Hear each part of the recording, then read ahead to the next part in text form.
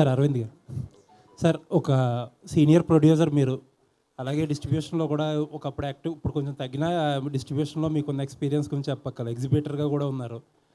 ఇండస్ట్రీలో ఏం జరుగుతుంది సార్? చాలామంది ఏదో ఇప్పుడు ఒక ప్యానిక్గా ఆల్ ఆఫ్ సడన్ సినిమాలు ఆడట్లేదు, కొంచెం హ్యాపెనింగ్ హీరోస్ కూడా జనాల ఓపెనింగ్ రావట్లేదు, ఏం చేయాలి ఎలా చేయాలని చెప్పి చాలా తర్జన భర్జన పడుతున్నారు. ఏం జరుగుతుంది సార్ ఇండస్ట్రీలో? ఇది చాలా పెద్ద టాపిక్ అండి మీరు అడిగింది. నేను మాట్లాడటం మొదలు పెడితే అది ఒక 20 నిమిషాలు మాట్లాడాల్సి వస్తుంది. ఇంకో సందర్భంగా మాట్లాడతాను. మీకు మట్టుకు మీరు అడిగిన దానికి చిన్న బ్రీఫ్గా చెప్తానండి. మనకి కోవిడ్ వచ్చి అదృష్టం వల్ల దురదృష్టం వల్ల ఓటీటీ అనే దానికి అలవాటు పడ్డాం. ఆ ఓటీటీ దానికి అలవాటు పడడం వల్ల వచ్చిన ఇబ్బందులు ఇవన్నీ. కాకపోతే మార్పుని ఎవరు ఆపలేరు. ఓటీటీ అనేది వచ్చిన ఒక మార్పు, ఆ మార్పును ఆపలేరు.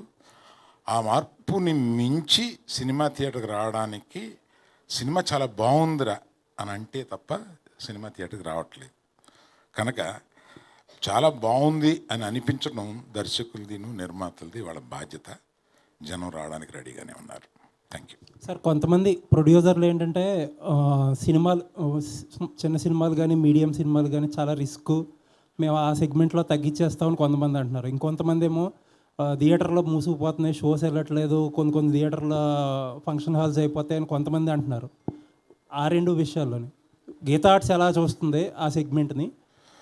అంటే ఇది చిన్న సినిమా మీడియం సినిమా రెండింటి మధ్య సినిమా తెలియదు, కానీ ఈ సినిమాని మేము తీసాము, రిలీజ్ చేస్తున్నాము. దీని రిజల్ట్ని బట్టి కూడా మాట్లాడుకోవచ్చు.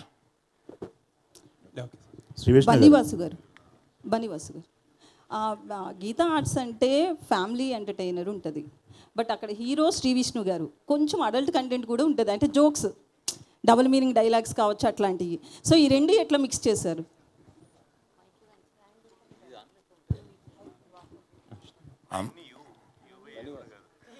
ఎవరు చెప్పినా ఓకే.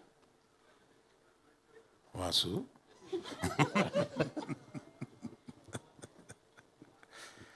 అందులో అంత డబుల్ మీనింగ్ డైలాగులు ఏం లేవమ్మా, నాకేం కనపడలేదు. నేను ఇందులో ఉన్నాయనట్లేదు. శ్రీ విష్ణు గారిది లాస్ట్ 3-4 మూవీస్ చూస్తే ఎక్కువగా డబుల్ మీనింగ్ డైలాగ్స్ ఉంటాయి. సో మీది చూస్తే ఫ్యామిలీ ఎంటర్టైనర్ ఉంటాయి మీ మూవీస్ అన్ని. రెండిట్లో ఎలా మిక్స్ చేశారని అడిగాను అంతే. నేను ఆయన ప్రీవియస్ సినిమాలు చూడలేదు. విష్ణు గారు, ఇంకోసారి అబద్ధమే ఆన్సర్ అవుద్దమ్మా.